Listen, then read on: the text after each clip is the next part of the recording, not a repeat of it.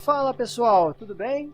Este é o Papo Fantástico Podcast e para conversar comigo hoje eu tenho Ana Lúcia Berege. Tudo bom, Ana? Tudo bom. E tudo bem com você? Todos os ouvintes aí, tudo certinho? Espero que sim, né? No meio da pandemia, por aqui tá tudo certo. Beleza. Então, muitas vezes o ouvinte ele chega por aqui e não conhece, né, o nosso convidado ou convidada. E por isso eu peço para que você se apresente, visto que muitas pessoas podem, né, não te conhecer. Pois é, né?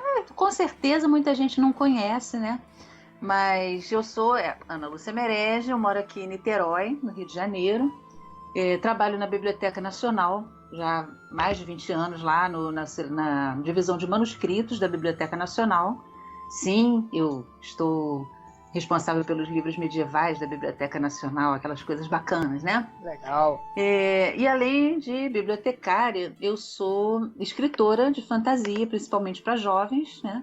Eu comecei a publicar em 2005 profissionalmente, com um livro baseado em contos de fadas. Eu também escrevi um pequeno livro sobre contos de fadas, né? Sobre a origem deles e tal. Mas eu escrevo principalmente, eu sou mais conhecida, para quem realmente me conhece, pelos meus livros de alta fantasia, passados no universo Atelgard. O mais conhecido é o primeiro de uma trilogia, chama-se O Castelo das Águias. E eu também escrevi para o pessoal um pouquinho mais novo, né? E além disso, eu sou organizadora de coletâneas. O meu trabalho está quase todo dentro da editora Draco, né? Uma editora de São Paulo que já tem 10 anos aí, independente, que trabalha com quadrinhos e livros de literatura só de autores brasileiros, né? E revelou muita gente. Então, como como a grande maioria dos escritores de fantasia, eu trabalho dentro desse nicho, né? A gente sempre tentando conquistar leitores. E eu, sendo bibliotecária também, né? Trabalho nessa outra frente, tentando levar a cultura, né? Levar o gosto pela leitura, tanto para crianças quanto para jovens. E para adultos também, né? Esqueci, crianças, jovens e adultos. Não vamos esquecer os adultos. Mas criança e jovem realmente é o público que a gente foca mais, porque a gente quer criar o leitor desde criança, né? A gente quer incutir esse hábito, assim, despertar o prazer da leitura nas crianças e nos jovens, para que eles sejam também, como adultos, leitores, né? Futuros leitores. Ana, então vamos falar aí um pouquinho agora sobre esses pontos aí que você já citou anteriormente. Certo. Você publicou 3 romances: O Castelo das Águias, A Ilha dos Ossos e A Fonte Âmbar, não é isso? A Fonte Âmbar, yeah. Isso, exatamente. E dentro desse universo ficcional, você ainda tem outros contos espalhados por aí, né? Você já imaginava que esse seu universo ele ia se expandir tanto? Você planejou isso? Conta um pouquinho pra gente aí como é que se desenvolveu aí esse universo ficcional de Atelgard no decorrer do tempo. Então, na verdade, Atelgard é o seguinte, ele nasceu de uma porção de universos, né? Ele se formou de várias histórias. Eu tinha algumas histórias, algumas começaram assim numa tentativa de escrever uma fantasia histórica, né? Se passavam em lugares tipo França, Espanha muçulmana e outros lugares assim. Só que as coisas começaram a ficar um pouco anacrônicas. Às vezes eu queria colocar um personagem, por exemplo, trabalhando com teatro de fantoche. Só que eu tinha colocado ele na Espanha, na França, no período dos muçulmanos, assim, século XI, XII. E ele não faria aquele tipo de teatro de fantoche naquela época, não tinha isso lá. Então ficava anacrônico. Aí eu queria que ele encontrasse um outro personagem que morava numa outra região e que tinha que ser outro período. E aquilo ia ficando assim, pô, né? São várias historinhas. E eu comecei quer dizer, eu vou criar um universo aqui, vou pegar essa cidade aqui, que está na Espanha muçulmana agora, ou que está na França, ou que está no país de Gales e tal, eu vou transplantar como se fosse um universo mágico, vou criar um outro nome para ela, e ali eu vou poder introduzir alguns anacronismos, né? E vou poder fazer todas essas cidades conviverem entre si. É claro que depois teve que ter alguns ajustes, né? Quer dizer, óbvio, se eu tenho um universo povoado por várias raças e são várias localidades e tal, você pode ter uma região que, por exemplo, usa o papel enquanto outra usa o pergaminho. Isso pode ter. Mas é uma coisa assim que, poxa, por que eles ainda não descobriram que papel é muito mais barato, muito mais fácil de fazer, né? Então você tem que ter toda uma coisa assim para organizar isso, né? Para orquestrar. Mas, em princípio, a Atelgard surgiu da fusão de várias cidades e várias regiões e florestas e tal, habitadas por vários povos, onde se passavam histórias diferentes. De repente eu coloquei todo mundo para conviver. E o legal de Etelgard é que ele vai crescendo ainda. Se você olhar para o mapa, tentar localizar algumas cidades que eu menciono nas histórias, você não vai encontrar, porque elas foram surgindo depois. Eu olhava assim, eu preciso de uma cidade aqui que tem um porto e que apareça isso, perto de uma floresta e tal, e eu vou inventando, né? Um dia eu vou refazer o mapa e ele vai estar muito maior. E Ana, você tem também outros 2 livros, né? Que é a Ana e a Trilha Secreta e o Orlando, o Escudo da Coragem. Esses livros eles são dedicados ao público infanto-juvenil. Como foi a experiência de escrever para esse público? Engraçado, porque assim, eu fiquei com muita vontade, eu gosto muito de falar com o pessoal mais novo, né? E eu fiquei com muita vontade de escrever algo que fosse para os mais novos. Aí, Ana e Trilha Secreta, a mesma Ana, que é do Castelo das Águias, aparece mais nova nesse livro. Eu tentei fazer para uma faixa etária menorzinha, assim, de 8 anos de idade. Eu sei que teve crianças até bem mais novas até que isso, que leram com os pais, leram com professores, né? Mas, em princípio, ele acabou pela linguagem, pelo estilo e tal, eles acabaram sendo para a faixa etária de uns 10 a 12 anos, mais ou menos, né? Claro, tem leitor de 6, 7 e tem leitor mais velho, né? Certo. Mas, assim, no geral, assim, se eu fosse dizer, a turma de escola que vai adotar, a gente colocaria 4º, 5º ano, né? A experiência de escrever a Ana foi muito legal, porque eu contei uma história, assim, bem xamânica mesmo, né? Com animais que falam, que são como se fossem os animais primordiais, é como se fossem os totens, né, da tribo de elfos da Ana. E aí eu mostrei como ela se tornou, quer dizer, como ela se tornou não, mas como ficou claro que ela iria se tornar uma mestra de sagas, a importância que as histórias tinham na vida dela, e as coisas que ela teve que aprender, assim, para ganhar autoconfiança, para se reencontrar consigo mesma.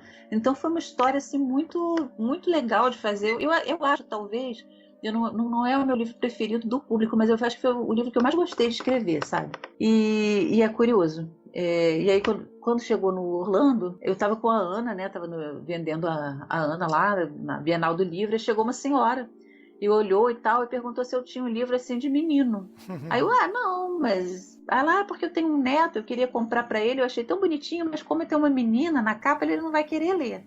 Aí eu, poxa, mas é uma menina aventureira, aí mostrei dentro, assim, tem um lobo, né, tem aventura, não é historinha assim... de menininha namorando, nada, não é isso, entendeu? Porque o menino realmente ele tem essas coisas, né? Não tem nada disso pra mim. Pra mim não existe nada assim, livro de menino, livro de menina. Muito menino lê o Ana e muita menina lê o Orlando sem problema nenhum. Uhum. Mas assim, se a história girasse toda em torno de coisas assim, mais assim, rosadinhas e tal, o menino poderia até não curtir. Mas eu queria vender, né? Mostrei pra ela, não, mas é aventura, é isso. Não, mas ele não vai gostar, e não comprou. Aí o meu editor só tá sentado me sacando lá. Eu virei pra ele, pode, Eric? Aí ele só disse assim, agora você vai escrever um livro de menino. Aí tá bom. Aí eu pensei. Aí primeiro eu pensei em escrever um livro com o Kiran, né? Que é o protagonista masculino do castelo. Só que o Kiran, ele teve uma infância muito triste, muito violenta.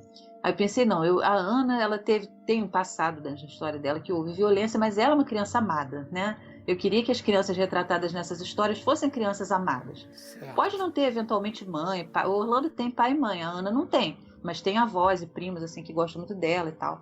E o outro menino do Pão e Arte, que é um outro livro meu, de outra editora, ele viaja com o mestre, ele tem pais também, mas ele está viajando com o mestre dele, que é um saltimbanco.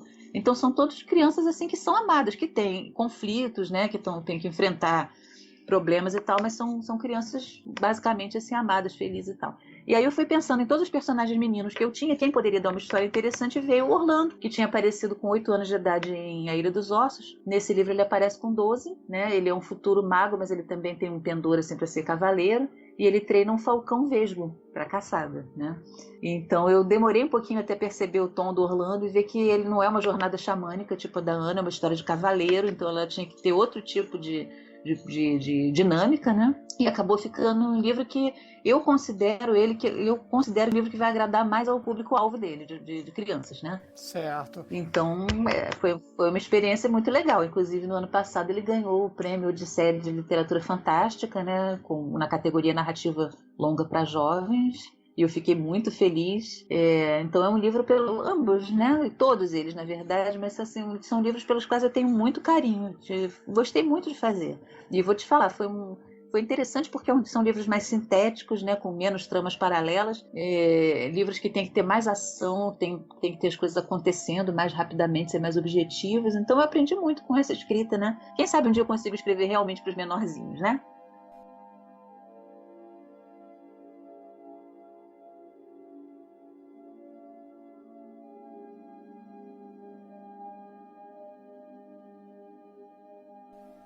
Ana, entre os seus trabalhos mais recentes, né, estão as participações como escritora em algumas antologias aí, né? Tem Terror na Amazônia, Depois da Quarentena, Simplesmente Mais, tem uma outra aqui que eu também anotei, Templo dos Dragões. Você poderia comentar aí um pouquinho sobre esses trabalhos? Então, esses trabalhos são bem diferenciados entre si, né? O Terror na Amazônia foi escrito no ano passado e saiu o livro esse ano, e as outras foi tudo escrito e saíram esse ano. Terror na Amazônia foi bem interessante porque saiu essa chamada da editora Parágrafo, que é uma editora de Bragança, né, no Pará. Eu nunca tinha publicado nada por uma editora do norte do Brasil. E eu achei bem legal, assim, porque logo me veio a ideia, uma coleção com a qual eu trabalhei na Biblioteca Nacional, que eu fiz uma campanha para ela conseguir o selo de Memória do Mundo da Unesco, conseguiu, que é a coleção do viajante Alexandre Rodrigues Ferreira.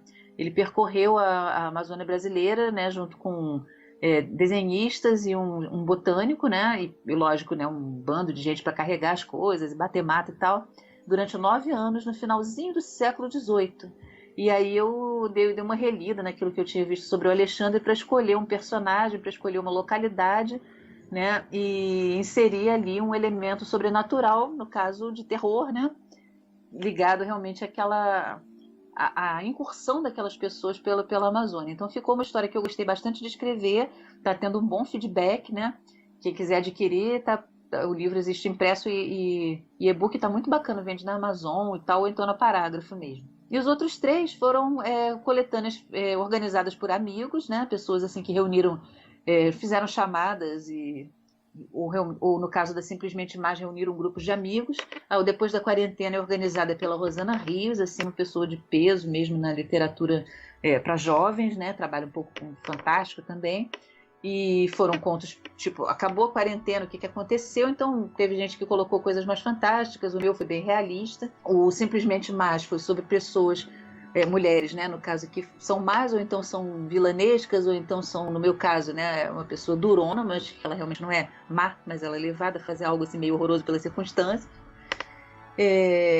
E o Tempo de Dragões, que é organizado por um pessoal de Curitiba, né, que é o núcleo de cinema André Carneiro, e só uma coletânea sobre dragões. E aí eu fiz uma história num universo que está nascendo, né, um universo que eu estou começando a construir, só que é um pouco diferente de Atelgard, porque eu já estou construindo ele, assim, houve uma cidade, né, que eu falei antes, em uma outra história, e agora eu citei de novo essa cidade e citei mais algumas, né.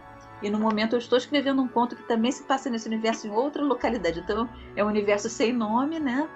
Que está nascendo, tem características bem diferentes de Atelgard, né? E aí o Tempo de Dragões surgiu com a história de um embaixador dragão, né? Que vai para uma cidade de humanos e aí acontecem umas confusões, assim. É um dragão bem maior que um humano, mas não tem dimensões enormes, e veste um traje de veludo e gosta de comer carneiro por hortelã, é muito gentil, né? Então, uma história assim. Todos esses estão disponíveis na Amazon, né? O Simplesmente Mais e o Tempo de Dragões, acho que podem ser comprados também impresso, tem uma loja específica para isso. E o Tempo Depois da Quarentena é só e-book, né? Então são todas experiências diferentes, né? A gente vai variando assim de forma de narrativa, né? De dinâmica, de personagens. Eu acho que é legal porque renova as ideias para depois voltar para as séries mais constantes, como a de Atelgard e os contos da Clepsidra, que são as histórias do Baltazar e do Lísias, que eu escrevo também. Ana, nós já entramos aí no assunto antologias, e você também já organizou e vem organizando muitas antologias de contos. Você pode falar para a gente um pouco também sobre como é organizar essas coletâneas? Eu organizei ou co-organizei, né, 7 até hoje. As primeiras foram com a Ana Cristina Rodrigues, que chamaram Bestiário e Bestiário Outras Criaturas, saíram pela editora Ornitorrinco, que não existe mais. E depois na Editora Draco eu co-organizei Meu Amor é um Sobrevivente, que eram histórias para jovens dentro de situações de apocalipse zumbi, distopia, né? E aí depois eu sugeri para o meu editor que eu fazer a Excalibur, uma coletânea arturiana. E aí eu tomei gosto pela coisa, né? Então essa foi uma coletânea com seleção. Depois eu co-organizei com o Eduardo Cássia Medieval, que aí foi só com convidados, né? A gente são contos todos ambientados na Idade Média mesmo. Na do Rei Arthur, a gente tem o Arthur em vários cenários. A mitologia arturiana, mas ele pode estar num cenário de dieselpunk, steampunk, medieval, space opera, vários cenários assim. Na medieval, são todos contos ambientados na Idade Média. Então tem cruzada, tem viking, tem Espanha muçulmana, tem samurai, tem China, né? O meu é de Espanha muçulmana. E a coletânea e o meu conto ganharam o Prêmio Argos, né, de 2017, tendo sido publicados em 2016, né? Então, foram realmente assim, foi uma coletânea bem marcante e tem uma capa muito linda até hoje, assim, as pessoas quando vêm nos eventos vão lá olhar. A Excalibur também, todas elas, né? Todas essas coletâneas são lindíssimas, né? Não só as minhas, as outras da Draco são muito bonitas também. E depois veio a Magos, né? Também uma coletânea de convidados sobre magos e magia, que tem uma história de Atelgard lá, do Kiran, que é o protagonista de Castelo das Águias quando era mais novo. E depois eu organizei a Duendes, que aí você tem contos, nesse caso a gente pegou só fantasia sombria, né? Os contos são todos assim nessa pegada. Não podia ser duende fofinho, tinha que ser um duende assim mais malvadinho. Não podia ser um duende e aí fofinho, a gente tem... Não, eu tive que dispensar vários contos, porque duende, muita gente pensa naquele duende amiguinho, né? Uhum. Então eu recebi contos assim juvenis muito legais, muito bem escritos e tudo, mas que não podiam entrar porque o meu editor pediu que a gente tivesse essa diretriz, né? Pra gente poder trabalhar aquele livro como produto. E a gente teve uma resposta excelente, né? Vieram mais de 80 contos. Eu selecionei aqueles que pareceram assim, mais legais e que compuseram, equilibraram bem o livro. Então a gente acabou tendo o duende da Irlanda, duende do Japão, que veio até de uma convidada no caso, né? Latino-americano também de outra convidada, que é a Simone, foi a Yamaeda e a Simone Saueresse. Teve o duende russo, que veio por seleção da Isa Próspero, maravilhoso. Duende italiano, irlandês, Saci, tinha que ter Saci. Né? Teve um curupira assim, meio alternativo, muito bacana. Teve conto mais contemporâneo, teve conto de fantasia épica, né? No final foram 11 contos e olha só, a gente acabou de ganhar o prêmio Leblanc de melhor coletânea. Muito legal. Né? Primeiro prêmio Leblanc que a gente ganha. E fiquei assim muito feliz com isso, porque assim, eu fico feliz com o Argos também, sendo o Argos, a votação do Argos é feita pelos sócios do Clube de Leitores de Ficção Científica, né?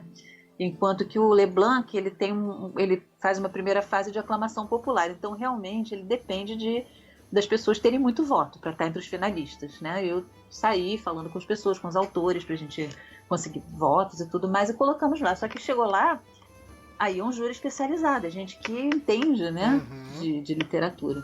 E a gente tinha concorrentes bem fortes, né? Então eu fiquei bem feliz por ter ganhado. Beleza. E eu acho que isso foi, isso meio que dá um reconhecimento pra gente, né? Então, aí depois eu tenho planos de outras coletâneas lá, mas assim, com a pandemia, e como você pode perceber, a Editora Draco não tá parada, ela tá com uma campanha maravilhosa agora, de um quadrinho sobre a Segunda Guerra Mundial. Todo mês ela tem feito campanhas, assim, principalmente de quadrinhos. Mês passado a última foi do Sherlock, uma coletânea Sherlock Holmes, né, organizada pelo Cirilo Lemos. E então a Editora Draco está com um cronograma dela, né? Eu espero que caiba, né, fazer alguma coisa minha mais esse ano ainda. Mas assim, coletânea mesmo desse ano não vai rolar.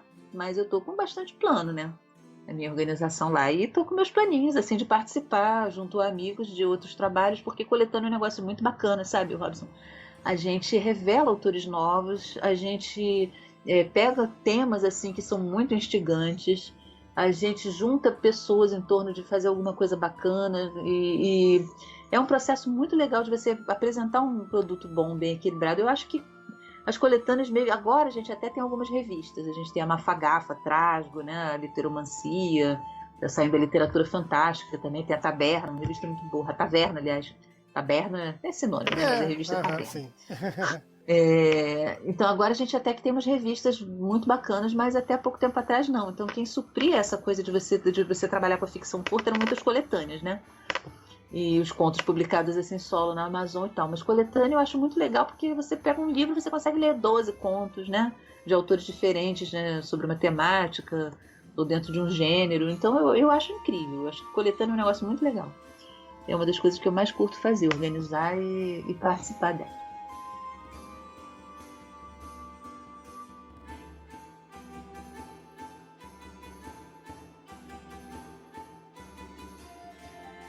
E na sua opinião, Ana, como anda aí o mercado editorial fantástico, né? E lembrando que não faz muito tempo, né, a gente teve aí uma declaração de uma editora grande, né, falando que o mercado fantástico estava em retração, né? Então provavelmente você deve ter ouvido falar nisso e eu gostaria que você comentasse um pouquinho sobre essa declaração e o que você acha disso. Pois é, eu até escrevi um textão, né? Escrevi um artigo sobre isso que está na minha coluna no blog Ficções Humanas, né?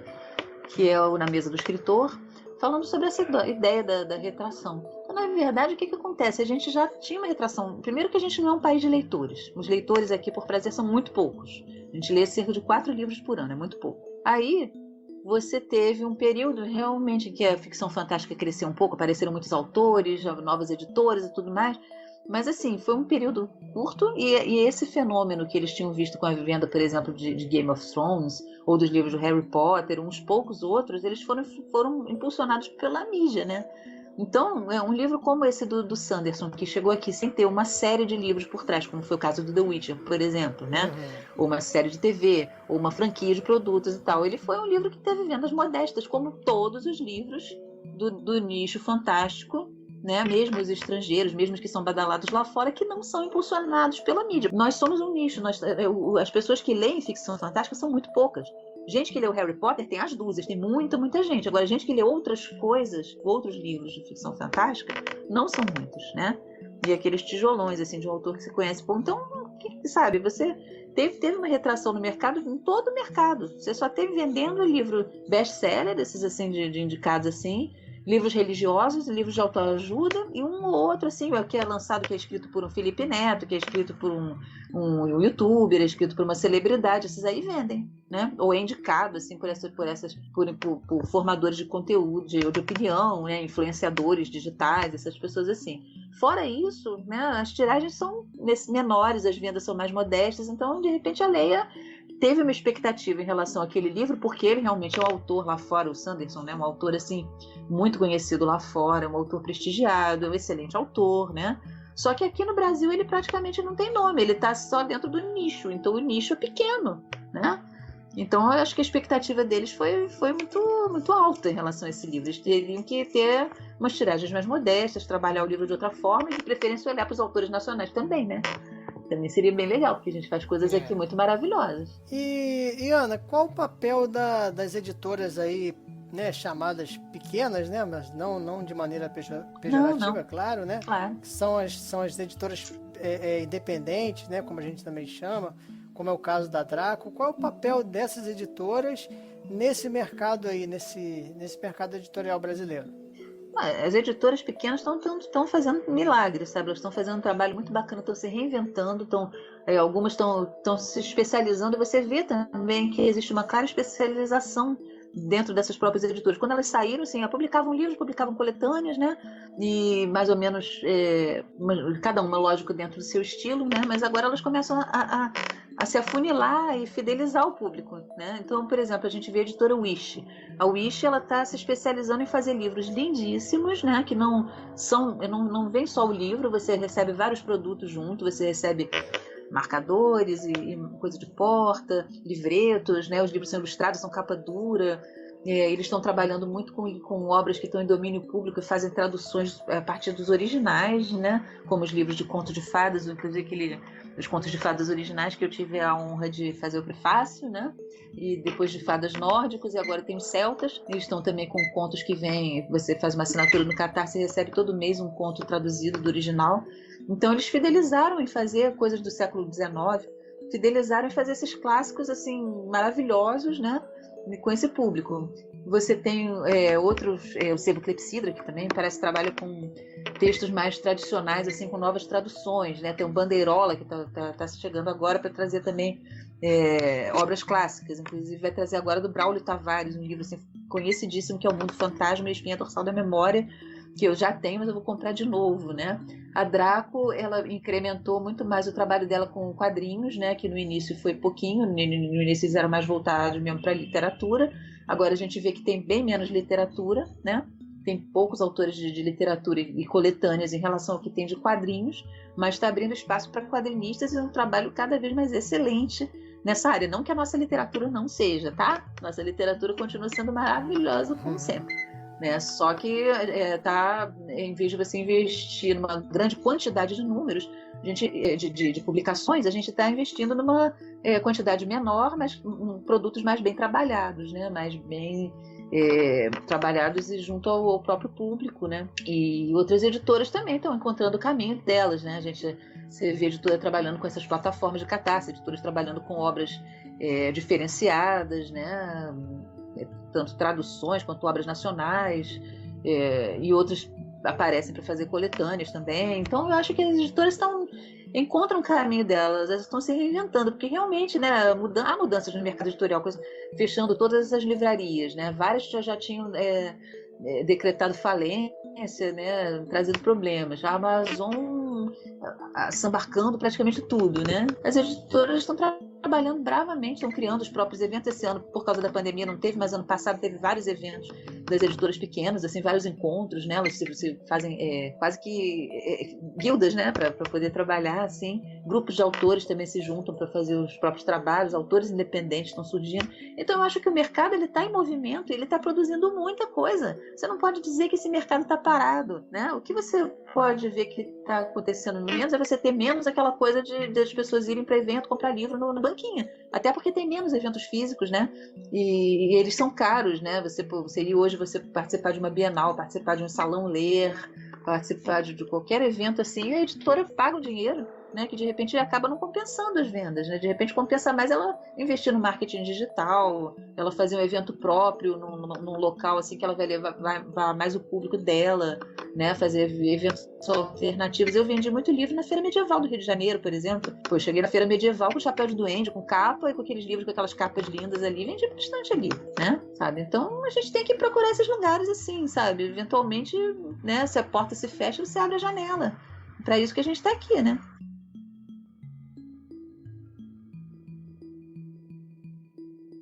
E Ana, para quem quer, digamos, começar a ler aí as suas histórias, o que você indicaria?